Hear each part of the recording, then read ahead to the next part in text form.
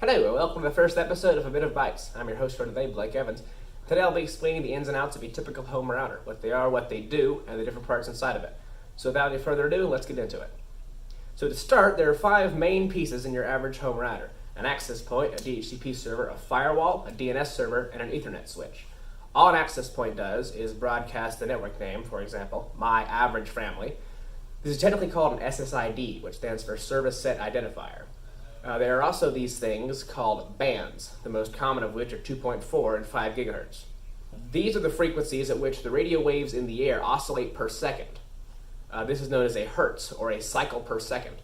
So when a radio wave goes up and down once in a second, it's called a hertz, or a cycle per second.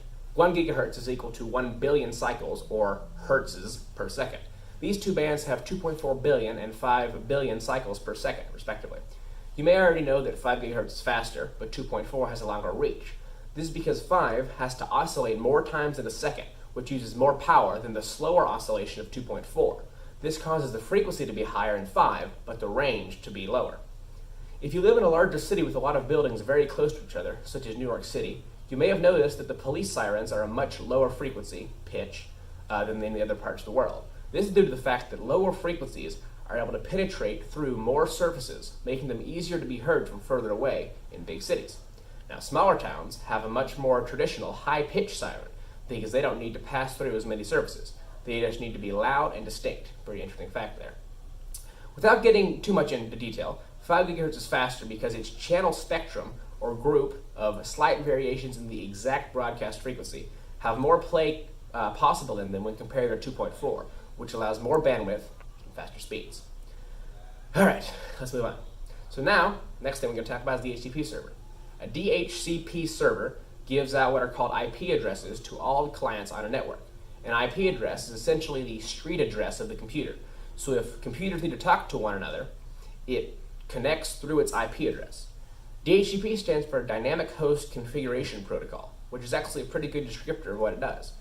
It gives out dynamic IP addresses, meaning they can change from day to day to a host, to a computer. I'll give a pretty simple explanation as to what a firewall is. It basically just blocks bad things from getting onto your local network, and if configured properly, can even filter outgoing traffic in such ways as blocking specific websites. You may see this at your school. The fourth part of a home router is a DNS server. Typically, a home router just forwards an external DNS server to all of its clients on the local network. Simply put, DNS is the phone book of the internet.